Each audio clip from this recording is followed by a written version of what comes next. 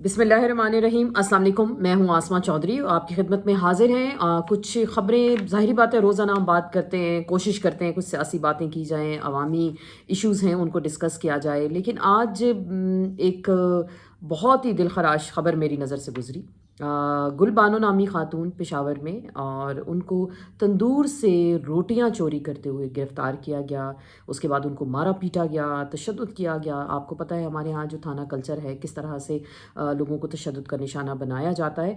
और उसके बाद जब उनको अदालत पेश किया गया तो शुक्र है अल्लाह का, अल्हम्दुलिल्लाह कि अदालत ने फ़ैसला किया, उनके हक़ में फ़ैसला आया। और तंदूर के मालिक को 5 साल जो 5 लाख शायद जुर्माना और 2 साल कैद की सज़ा सुना दी गई। और SHO जिसने तशद्दुद किया उसका तबादला कर दिया गया। और वहाँ जो सोसाइटी है उसको हुक्म दिया गया, हुकूमत को हुक्म दिया गया कि इनकी नानो नफ़क़े का इंतज़ाम किया जाए। ख़ातून ने बताया कि उसके बच्चे यतीम हैं, 3 दिन से भूखे थे, और उसने तंदूर से रोटियां चोरी करने की कोशिश की, जिसके बाद उसको शदीद तशद्दुद का निशाना बनाया गया। हम सब के लिए बड़ी अलार्मिंग सिचुएशन है कि हम शायद इतने बेहिस माशरे में रहते हैं कि हमारे हुक्मरानों के लिए 12-12 अरब रुपए के जहाज़ आ जाते हैं, जहाँ उन्होंने बाहर जाना है। लग्जरी जहाज़ हैं, सरकारी जहाज़ हैं, एयरफोर्स के जहाज़ हैं, हमारे हुक्मरान उसमें आते जाते हैं। और आए रोज़ पेट्रोल महंगा कर दिया जाता है। लेकिन मुझे मुझे तो मेरे पास अल्फाज नहीं है शायद कि हम इसको किस तरह से बयान करें कि उस खातून को इस तरह की सज़ा दी गई और इतना मारा पीटा गया और इस तरह तशद्दुद का निशाना बनाया गया कि शायद उसने कोई दुनिया का अनयूजुअल काम किया।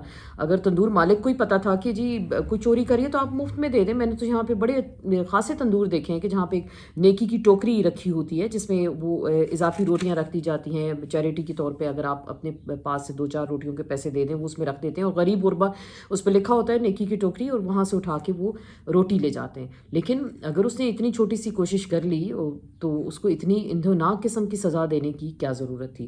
खैर, ये तो हमारे माशरे का अलमिया है, ये तो एक वाक़या है। ऐसे आए गिनत वाक़यात आपको दिखाई देते हैं और सुनाई भी देते हैं। हम देखते हैं कि छोटे छोटे बच्चे कूड़े से, कचरे से खाने पीने की चीज़ें उठा रहे होते हैं। ये तो हमारी आंखों के सामने होता है डेली बेसिस पे।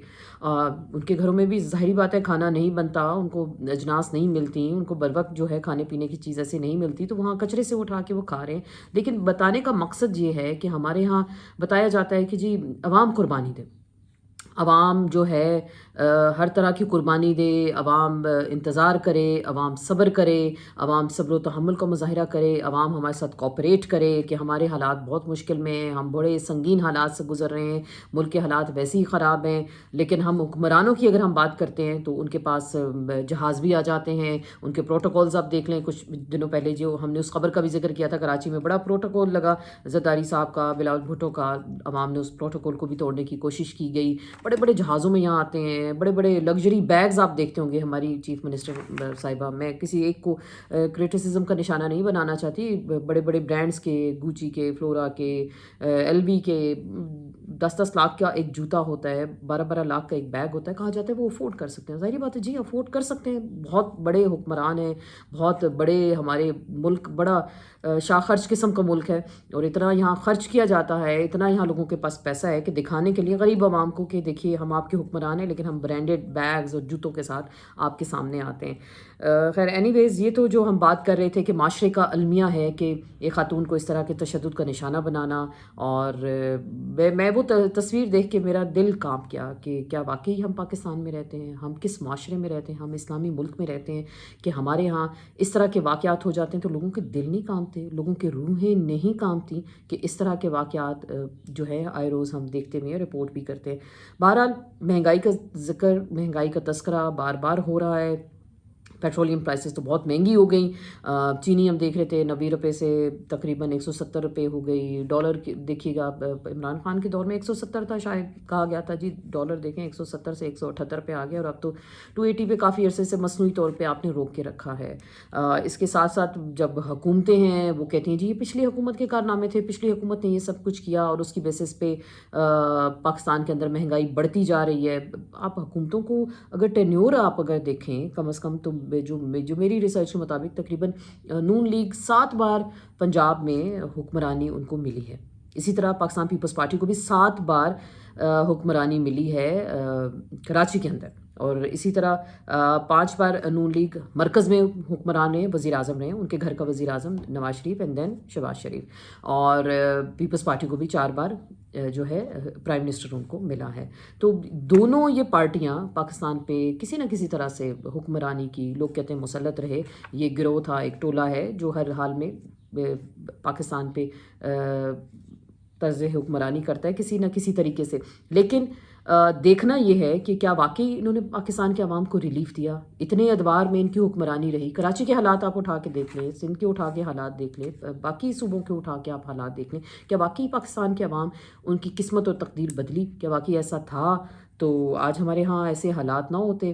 پیٹرول ہمارا 415 سے اوپر ہو گیا، اور آج بھی یہ خوشخبری سنائی دے رہی ہے کہ 600 تک پیٹرول جو ہے اس کی قیمت جا سکتی ہے۔ تو کیا پاکستان کا کوئی والی وارث ہے؟ ہمیں تو بتایا جاتا ہے بہت بڑی بڑی انویسٹمنٹس آ رہی ہیں، بہت بڑے بڑے پیسے آ رہے ہیں، اور بڑا زبردست طریقے کے کام کیے جا رہے ہیں۔ یہ ہم بات کریں عام آدمی کے حالات کی۔ ایک اور خبر میری نظر سے گزری کہ جو وفاقی آئینی عدالت بنائی گئی، ایک نئی عدالت بنائی گئی ہے 26ویں ترمیم میں، کہ جو بڑے آئین کے معاملات ہوں گے ان کو دیکھیں گے اور بڑے زبردست فیصلے کیے جائیں گے۔ فیصلہ تو شاید ابھی ہمیں تک ان کا کوئی خاص نظر نہیں آیا، لیکن پریویلیجز کی اگر ہم بات کرتے ہیں، مراد کی بات کرتے ہیں، تو وہ بڑے زبردست طریقے سے انہوں نے اپنے آپ کو دینے کی کوشش کی ہے۔ حال ہی میں جو ان کے وہاں کے چیف جسٹس صاحب ہیں امین الدین خان صاحب، بڑی معذرت کے ساتھ ان کو ڈاکٹر قدیر صاحب کا گھر دے دیا گیا، ان کو الاٹ کیا گیا ہے، جس ایریا میں یہ ایک گھر ہے تقریباً 15 سے 20 لاکھ ایک گھر کا وہاں پہ کرایہ ہے۔ اور ڈاکٹر عبد القدیر پاکستان کے محسن پاکستان کو ایٹمی قوت بنانے والے، ایٹمی سائنسدان پاکستان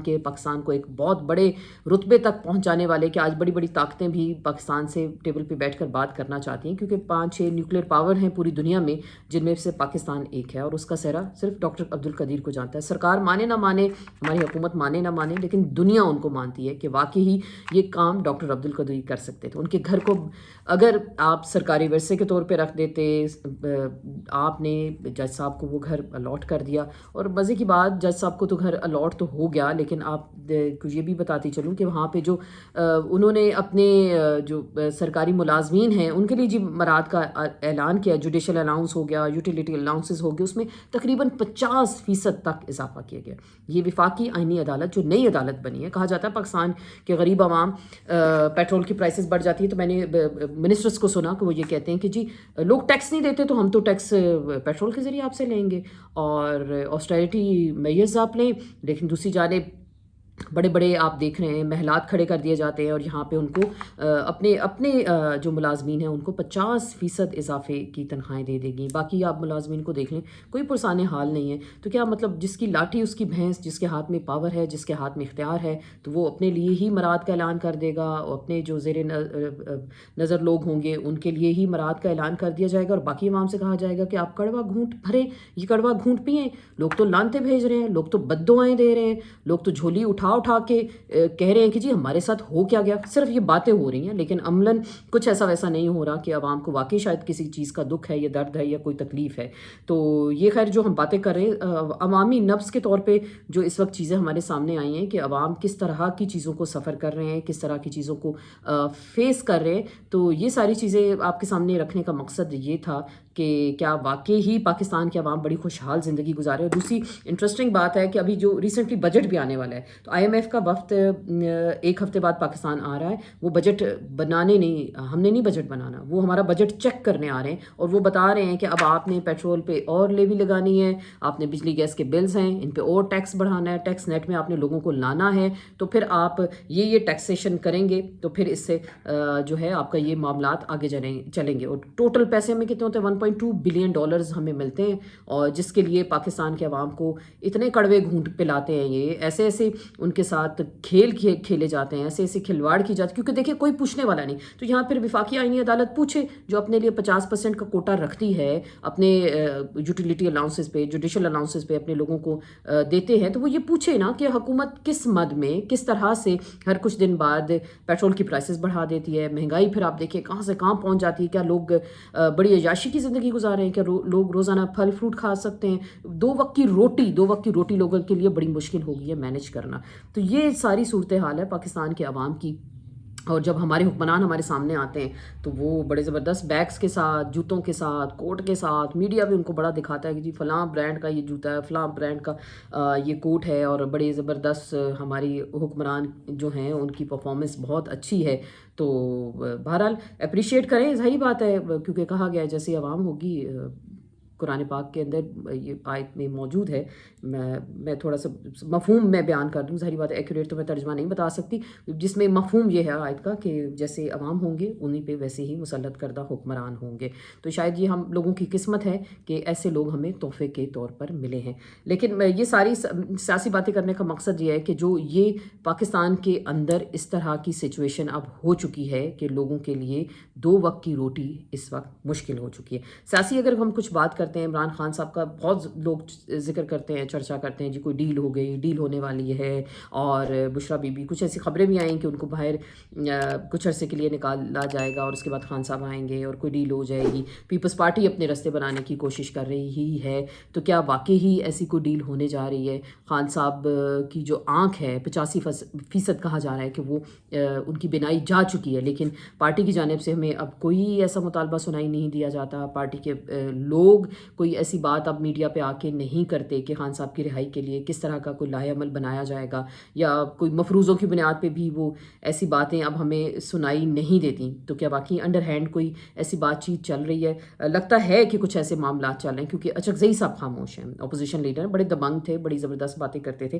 وہ بھی کچھ عرصے سے خاموش ہیں، بیرسٹر گوہر خاموش ہیں، سلمان اکرم راجہ خاموش ہیں، سہیل آفریدی چیف منسٹر کے پی کے وہ خاموش ہیں۔ تو یہی کچھ خبریں ہیں، ایسی اطلاعات ہیں کہ کچھ بیک ڈور ڈپلومیسی کے ذریعے، بیک ڈور چینل کے ذریعے کچھ ایسی باتیں کی جا رہی ہیں کہ شاید ان کی رہائی عمل میں لائی جائے اور پھر اس کے بعد نئے الیکشنز کرائے جائے۔ کیا یہ الیکشنز چلیں اگر ہو بھی جاتا ہے تو یہ الیکشنز کیا 8 فروری کی طرز پہ ہوں گے کہ جیتا کون تھا، اور فارم 47 کس کے نام نکلا تھا، اور یہ قرعہ کس کے نام نکلا تھا؟ تو یہ ساری چیزیں بھی دیکھنی ہوں گی۔ کیا واقعی عوام کو ٹرک کی بتی کے پیچھے لگایا گیا ہے کہ کوئی تحریک نہ شروع ہو جائے، لوگ سڑکوں پہ نہ آ جائیں، کیونکہ مہنگائی اتنی زیادہ ہو چکی ہے تو عوام شاید سڑکوں پہ نکل آئیں گے، اس کے بعد کوئی احتجاج نہ کرے؟ تو یہ ساری چیزیں ابھی بات چیت کے یہ جو سلسلے ہیں، کیونکہ کہا جاتا ہے کہ کسی بھی طرح سے بات چیت کے دروازے بند نہیں ہونے چاہیے۔ آج بھی بڑی انٹرسٹنگ بات کی آرمی چیف صاحب نے، بنیان المرصوص کا جو آپریشن ہوا تھا مارکا ہیک، جس میں پاکستان کو فتح نصیب ہوئی، انہوں نے تمام سیاسی جماعتیں، انہوں نے میڈیا ورکرز کا، تمام صدر صاحب کا، وزیر اعظم کا، اراکین اسمبلی کا، کیبنٹ کا، اور خصوصاً بالخصوص ان کا میں تمام سیاسی جماعتوں کا شکریہ ادا کرتا ہوں کہ انہوں نے اس آپریشن میں پاکستان اور حکومت کا اور سب لوگوں کا ساتھ دیا۔ اس میں بھی بہت سارے اب لوگ یہ بات کر رہے ہیں کہ کیا واقعی ایک کچھ سافٹ کارنر پیدا ہو گیا ہے سیاسی جماعتوں کے لیے؟ انہوں نے جس سیاسی جماعتوں کا لفظ استعمال کیا، تو اس پہ بھی لوگ بہت سارے کہہ رہے ہیں کہ جی واقعی سیاسی جماعتوں میں پاکستان تحریک انصاف اس وقت پاکستان کی سب سے بڑی سیاسی جماعت ہے، ظاہری بات ہے، جنہوں نے سب سے زیادہ ووٹ حاصل کیے اور جتنا لوگ ان کو پسند کرتے ہیں، تو کیا ان کا بھی شکریہ ادا کیا؟ اور یہ حکومت کو یا باقی لوگوں کو کوئی میسج ہے کہ کوئی برف پگھلنے والی ہے یا کچھ معاملات بہتری کی جانب جا رہے ہیں؟ یہ بھی باتیں اس وقت اسپیکولیشنز ہو رہی ہیں، باتیں اس وقت سامنے آ رہی ہیں۔ اب دیکھتے ہیں آنے والے دنوں میں اس حوالے سے کیا ڈیولپمنٹ ہوتی ہیں، لیکن بات پھر میں وہیں پہ اینڈ کروں گی جس سے ہم نے گفتگو کا آغاز کیا کہ کیا پاکستان میں گل بانو جیسی ڈھیروں خواتین ہیں، کیا واقعی ان کو انصاف ملتا ہے؟